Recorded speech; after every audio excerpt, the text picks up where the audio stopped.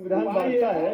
ये उपाय ये है कि आप ये संविधान में जो बंटवारा देश में कर दिया गया है इसको खत्म करिए, देखिए सब इकट्ठा हो जाएंगे। तो आप कह रहे हैं आरक्षण व्यवस्था को खत्म कर दें?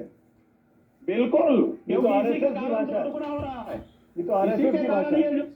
ये जो इटावा का प्रकरण हो रहा है इसके पीछे संविधान का यही कर्तव्य है, जिसके कारण ये इतना बड़ा मामला बन रहा है। आपने जो इसमें बोला, ब्राह्मण यादव की बात नहीं है, इसमें आरक्षित और अनारक्षित वर्ग की बात है। आप जो बोल रहे हैं वही इसके तो कारण संघ के लोग बोलते जिसके हैं। कारण ये दो टुकड़े हो रहा है देश, जो आप जो बोल रहे हैं भेदभाव कर रहा है, संविधान भेदभाव कर रहा है।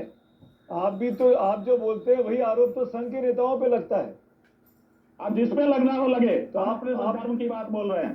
आपको लगता है आरएसएस जो मांग करती है आरक्षण व्यवस्था खत्म करने की, वो ठीक मांग है? हम जब बोलते हैं तो धर्म के अनुसार बोलते हैं, किसी के चेहरा देख के नहीं बोलते कि कौन संघ है और कौन बेसंग है।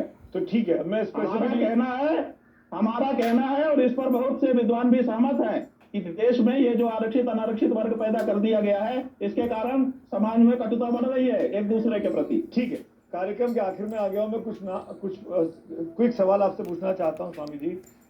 आरएसएस जो कहता है इसका मतलब वो ठीक कहता है कि आरक्षण व्यवस्था की जरूरत नहीं है?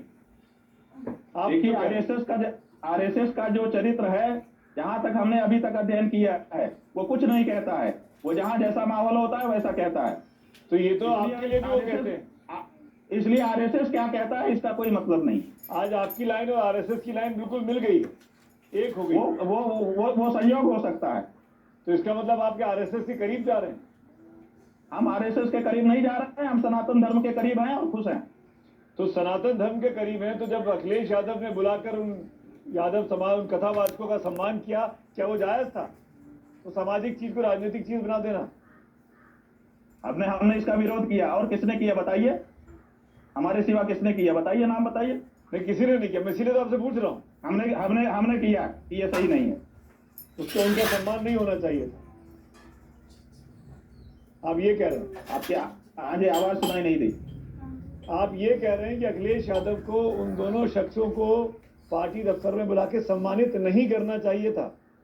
भाई, हमने ये कहा है कि हमने जीवन में पहली बार देखा कि कोई कहीं से मार खा करके आ गया, गलत मार करके आ गया, चाहे सही मार खा के आ गया, तो उसका सम्मान किया जाए। ये पहली बार जीवन में हमने देखा सुमित जी, अभी तक हमने नहीं देखा।